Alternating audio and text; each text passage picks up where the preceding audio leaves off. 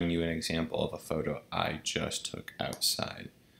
Now, I've identified that this cloud is a cumulus cloud based on a couple things. By looking at some different websites and also looking outside, it appears that this cloud is barely above the foothills around Camel's Hump, so about 2,000 to 3,000 feet in the atmosphere. And notice that they have more of a lumpy vertical appearance rather than the longer horizontal appearance of a stratus cloud. So my justification is going to be proximity to, and I know I spelled proximity wrong, proximity to mountains and lumpy appearance.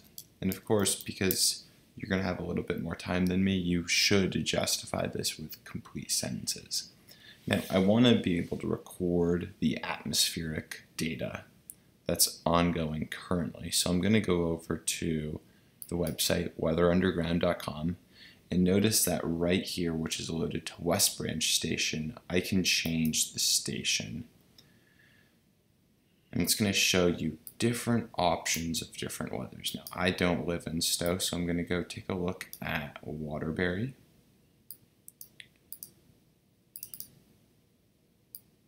And it appears that Waterbury has a few stations. I'm going to choose 29. 29 is a little bit close to me, so Rangeley. So I'm going to click on that, and I'm going to take a look at the current weather right now based on Rangeley. So it appears that the current temperature is 29 degrees. So I can put that right there. The observed humidity is 58%, which is a pretty, it's not super humid, but it's also quite humid, so 58%. The observed wind speed, this is obviously surface level, but it's also important when you think about it, and it looks like it's gusts of 2 miles an hour, and it's coming from the north. That's how I can interpret it. N refers to, there's the north, so this would be more of an, looking at this, it would be more of an eastern wind. And if you get stuck with this, I would suggest you go to hourly, and we'll also show you this in a, so I totally read that wrong. So 8 a.m. right now, it's 9 miles per hour from the north to northwest.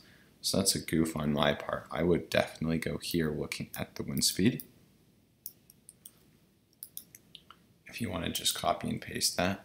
Then the observed pressure is how much pressure is in the atmosphere. And it looks like it's about 29.81 inches.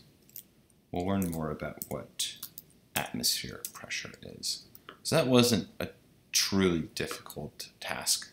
Again, the tricky thing is going to be making sure you can record the data correctly, and also that you're able to identify your cloud. And we have lots of different websites to help you with that. Now, the big thing is going to be change. Now, you at some point want to document how the clouds and the weather changes. And this could be within a day or within a weather event. So if it was going to rain this afternoon, that would be something I could document in terms of the change. Or I could just talk about tomorrow's weather. But things you want to think about would be changes in clouds and changes in the 4 different factors that we just recorded here. And you're going to want to record specific variables. Now you can also insert drawings, you can also insert sketches from computer-based documents, so be creative and bold with your images. I hope that this helped.